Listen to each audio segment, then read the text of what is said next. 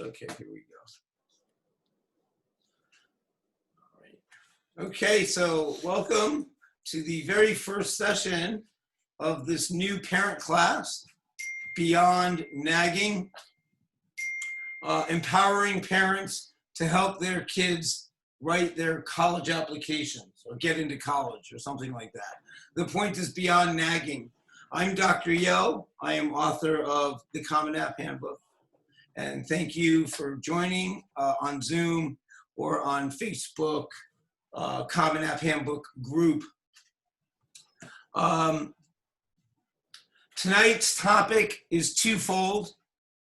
You can see in the chat window, I have chatted an outline. We have two topics. First topic is how COVID-19 is likely to impact college admissions next year and how to capitalize on some of the opportunities it presents. And a couple of links in there. And then the second topic is the huge value added by writing applications holistically, which is how they're read and evaluated, and when and how best to write them. So I see that it's really three topics, but the second 2 and 3 collapse, so that's fine. So very informal. I'm not going to do a presentation and questions at the end. Rather, I'd like it to unfold as just conversation. If you have questions, either just unmute yourself and chime right in, or you can raise your hand.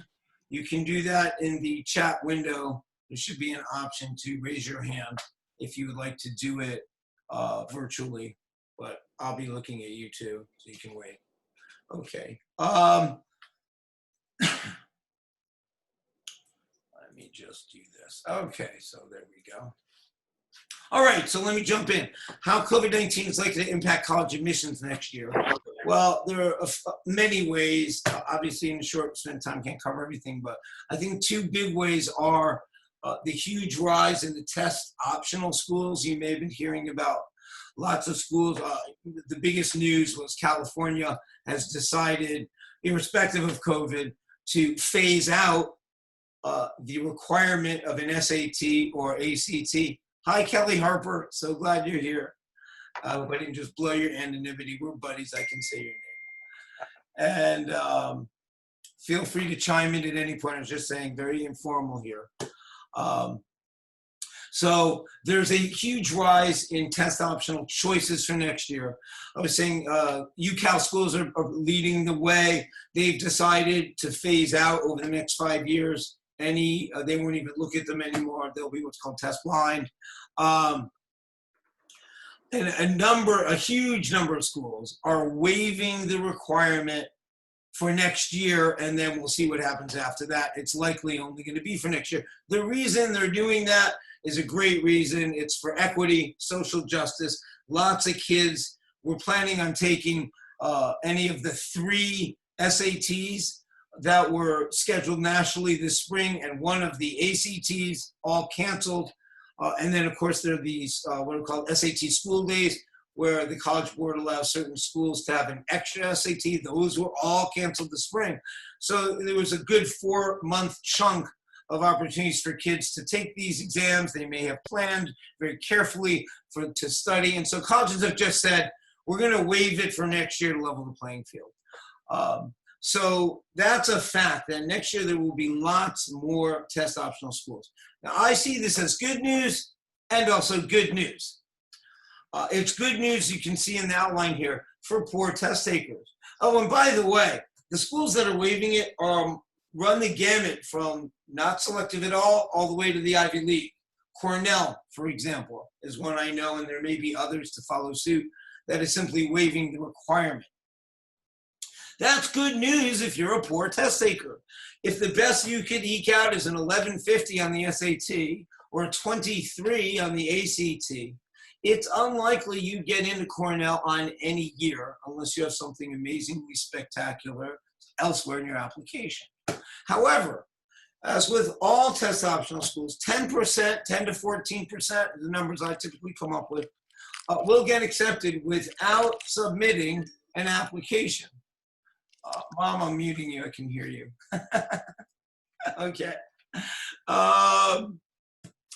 So what was I saying? Right. So applications, so 10 to 14% of students in test optional schools historically in the last several years have been accepted without submitting scores. So that's good because, if you're an 1150 kid or a 23 ACT kid eyeing Cornell, suddenly you got a shot. 10 to 15% got in without sending a score. They won't know what score, you're not submitting it, and that's totally kosher because it's test optional. So it's good news for kids who are not good test takers. And let's face it, I like to tell every kid, hey, if you put in enough time, enough effort, you can scratch and claw your way up as high as you want, as I did. I was a mediocre tester until, and really worked hard. But let's face it, there are some kids like my daughter who just graduated at the top of her class from Clark who didn't want to climb that learning curve because it wasn't worth the time. She preferred to put her effort into extracurricular activities. And when she graduated from a large public school, she was the president of 3 schools, which is something she could point to in lieu of scores on her application. So it's good news for kids who don't test well. Having said that, it's also good news for good test takers.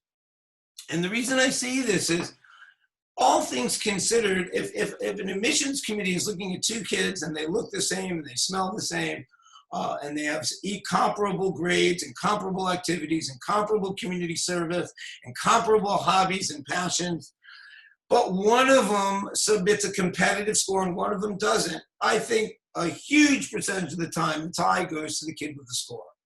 So just because there are more test optional schools, please don't be deluded into thinking, great, I don't have to do it. I mean, any normal, healthy teenager would go right there.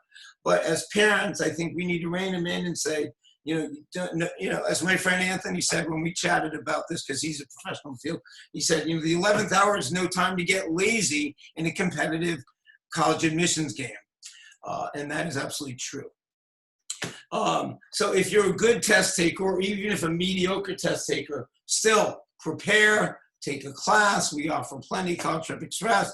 There are free online tools through Khan Academy, through the College Board. Same thing with actstudent.org on the ACT side.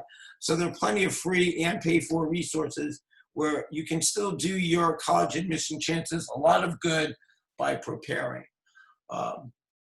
Okay, so let me just talk quickly about, any questions about that? Feel free to just jump in or raise your hand. Otherwise, I'll just keep prattling on. All right, I'm going to prattle on.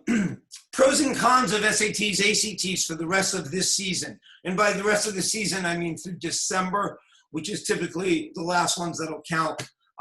You can also take for rolling admissions into the spring test, but for 90% or more, kids are done with their standardized testing in December. You have 5 options for the SAT, 4 for the ACT. The SAT runs August, September, October, November, December. The last 5 months of the year, 1 a month. The ACT, there's 1 this weekend, there's 1 in July, and then they have 3 in the fall. So they also have 5. I wasn't really counting this weekend because a lot of test centers are closed. A bigger difference, however, is this. 2 really big things to keep in mind in light of COVID that you may not have heard.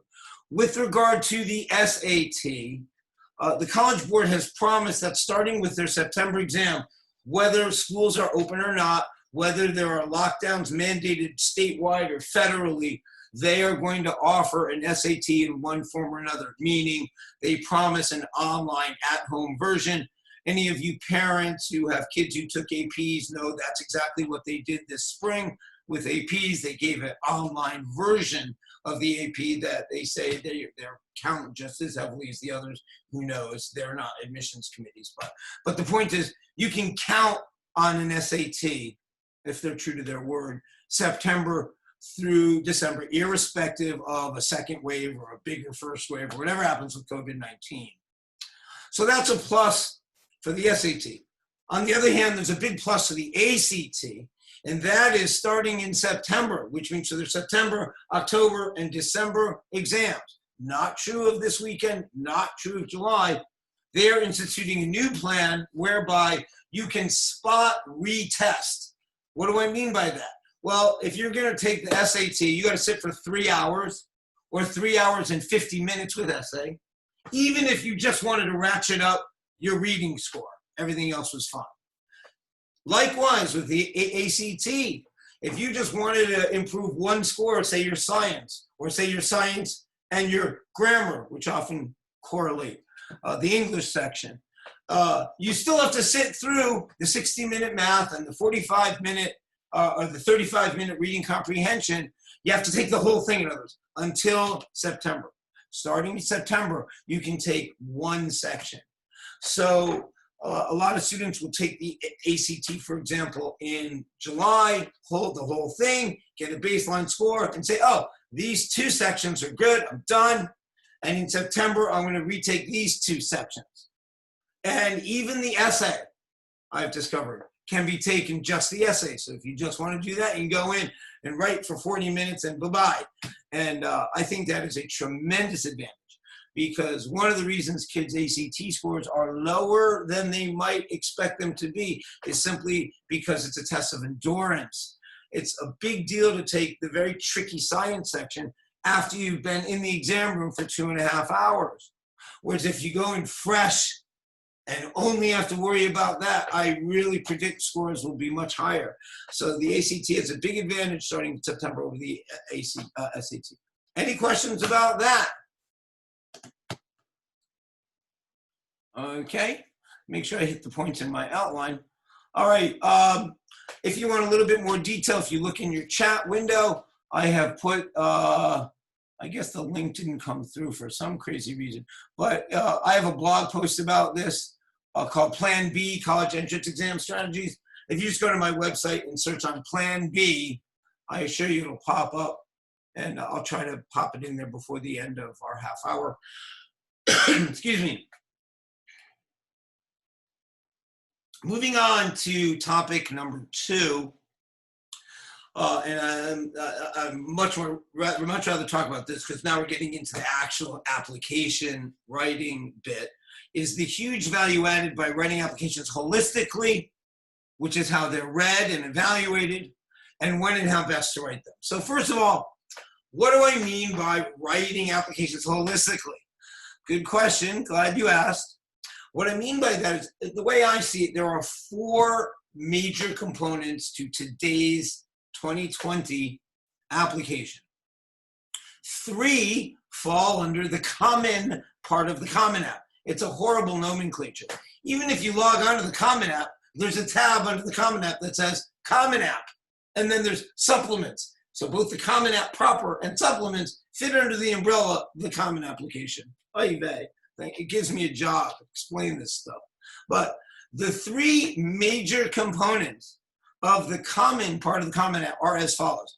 There's what I call the simple forms: demographic information, your educational background, any academic awards you've won, your list of senior year courses. I call them the simple forms because they can be filled out fairly simply. Although, as you'll see in a subsequent session, the senior year classes is a huge portion that kids do much too quickly to their own disadvantage. So there's those simple forms. The second part is the activities list, which in my opinion is the single most important part of the entire application. And that puts me in the minority, but I have a better track record than most people, so I think you should take my word for it.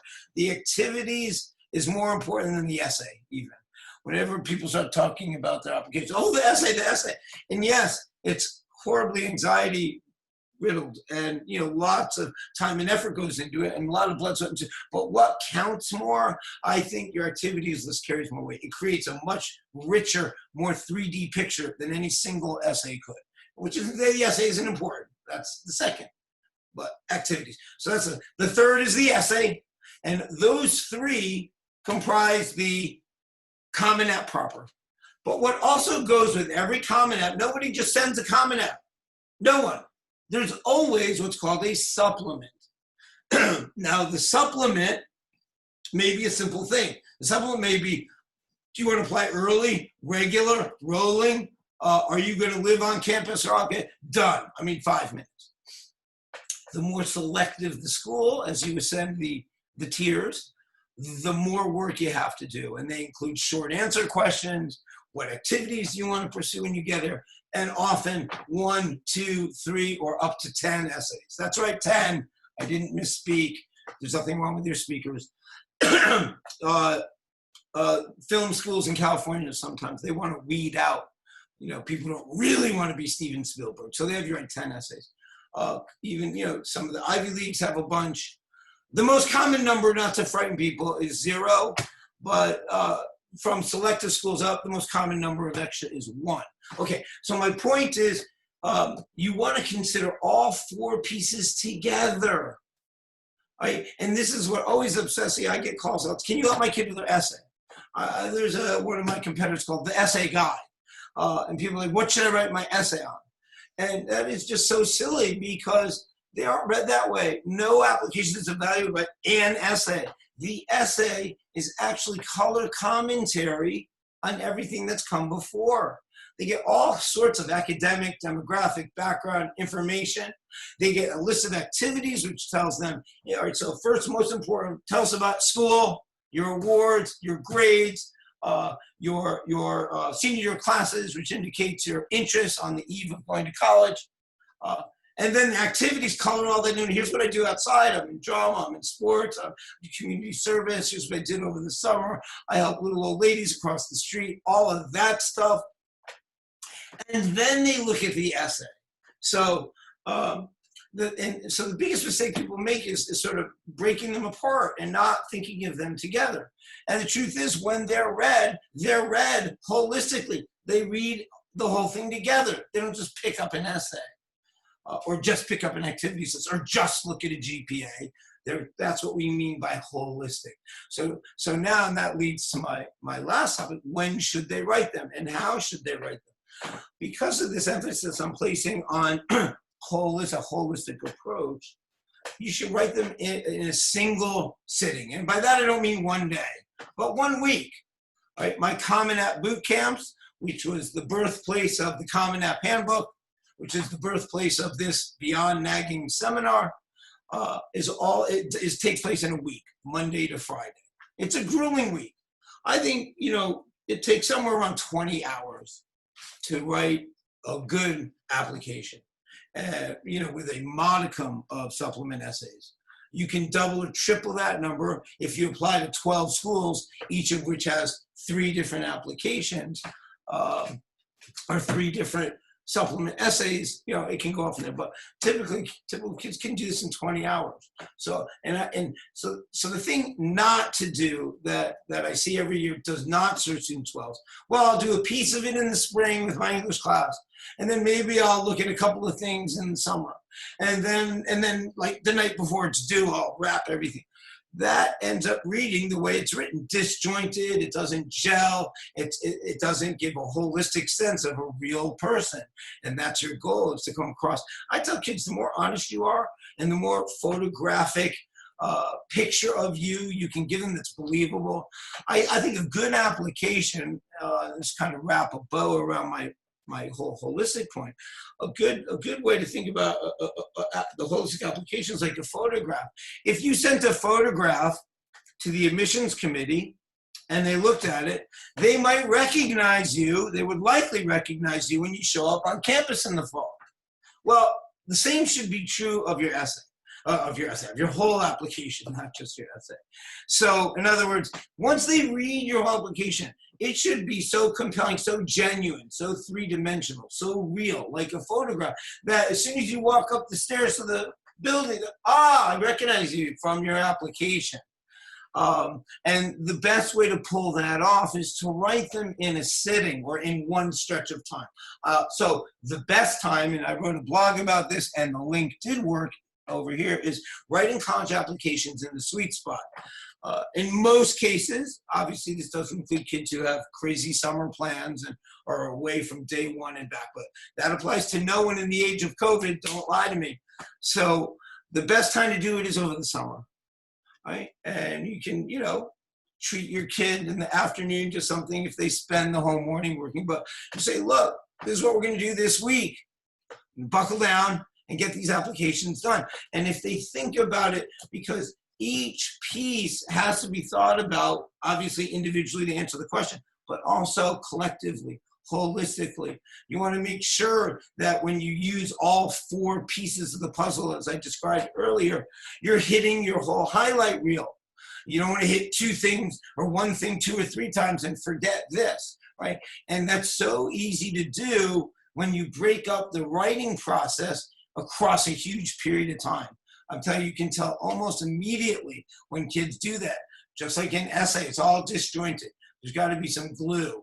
And that glue is provided by doing it sort of in a single sitting, in a single week, 2 weeks, maybe a month. You can tell your kid in the month of July, we're going to get this up. And finally, I'll say that there's no feeling better to high school students. I've seen this year after year after year. I've been doing this a lot of years, 30 years, than finishing their Common App before the first day of school, right? So this is beyond nagging, but if you're going to nag your kid about one thing all summer long, nag them about getting it done before school. Why? Because senior year, we all remember, it flies by, right? You want to have a great year, but you're also busy. You should be taking your most challenging classes. You should be having the most leadership positions in your activities. You should be traveling to schools for a second time to whittle down your list and narrow it down and figure out who's on the short list. Right, you should be excelling across the board as best you can. So you don't want to have to do this. And the relief I see in kids who take my CommonApp boot camp on Friday, when they know they can click submit, it's a visible weight off their shoulder. So, okay, that was a lot of talking, Mike. We have a couple of minutes. Are there any questions? Feel free to unmute yourself. I'd be most grateful if somebody would like to chime in. I know I covered a lot. Anyone? Yeah, Mike. Yes. What do you know, on the beyond nagging theme? Yes. Right? As adults, we absorb this information, we get it, we put it in perspective. What advice do you have in terms of being able to frame this all and make it relevant to a high school student, so that they're, rather than us pushing the information at them, they're sort of pulling it, I don't know how I got you. express I it. got you. I think I got you. Let me try to answer, and if I'm wrong, redirect me. I think what you might start with is to have a conversation at the beginning of the summer before senior year, which is the sweet spot of writing, and say, okay, you know, you want to go to college, presumably the kid wants to go to college.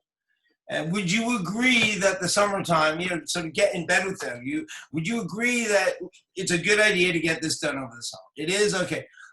Can we help you set a timetable? That would be the first thing. Do you want to eyeball the month of July or August because we're doing these 5 things in July? Or do you want to do it these 2 weeks? When should we do it? And we're here to help you should you encounter any challenges. So they have a start date. And here's what's going to happen, because I see this in my boot camp every year. You know, they think they're just going to buzz through it. And as soon as they start 5 minutes, they got questions. And so, you know, I think if you lead the horse to the water and they just start lapping it up, they're going to have questions for you. And that's when you can use the information you'll get here, I hope, or in my CommonApp handbook book, I hope, to guide them. Right? They're going to have questions like, what do they mean about this? And do I have to do that? And, you know, and am I answering your question, Anthony? I think so. I think so. I think I guess the point is to start it all rather than say, go write essays, but to sort of start it as an internal conversation. Yeah. And I think, exactly. Get the kids to express the thoughts that ultimately will land in the application. Exactly. But here's the conversation to build the outline. You got it. And let them drive it so they can take ownership and feel really good about it when it's over. But, you know, the best kind of learning is student driven. So, I think you can start out, kind of naggy, but here's what happens typically without a thoughtful parental approach. What will happen is the parents don't really know, like, I don't know, maybe some of you didn't know, oh, there's 4 components to think of. And as this seminar unfolds, I'm going to break them down because they each have different essences and they're different tricks to play them well. But they may not even know that. And so what I think historically has happened is parents say, look, you agree you're going to get it done in August? Yes. Okay. So August rolls around and they're like, hey, how you doing in the application? Did you start it yet? Did you start it yet? And then a normal kid will be like, no, can you lay off? Right? And the parent role, did you get your essay done? Did you do your activities list? Right? And that's what I mean by nagging. Did you get that recommendation in? Did you follow up with what your guidance counselor? Did you make sure you registered? Did you report all the scores? Did you know which, and the kids go ape.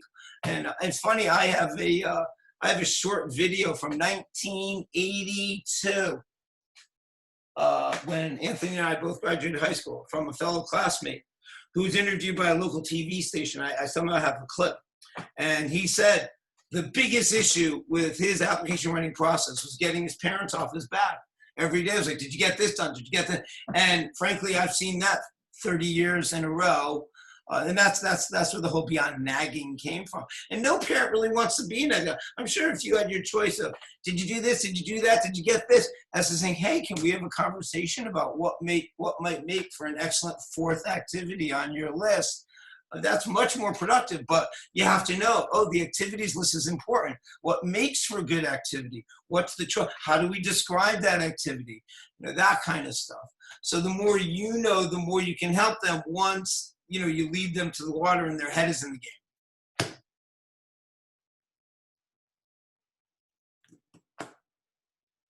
Thank you for that question. Any other questions? All right, well, I want to thank everybody who gave me a half hour of their time tonight. I'm going to try to wrap this up now. It's literally a half hour since we started. And so thank you. We'll do it all again next Tuesday night. There'll be a different topic. If I were more organized, I'd tell you what that was. But you've all seen the website. It's all laid out. And if you should have any topics that you'd like me to address that you don't see on that list as the seminar unfolds, please shoot me a text, send me an email, use semaphore, send smoke signals, and I will do my best to accommodate any requests. Thanks again. You've been watching Beyond Nagging with Dr. Yo, and I hope to see you all in a week. Thanks, Mike. Thank you. Welcome.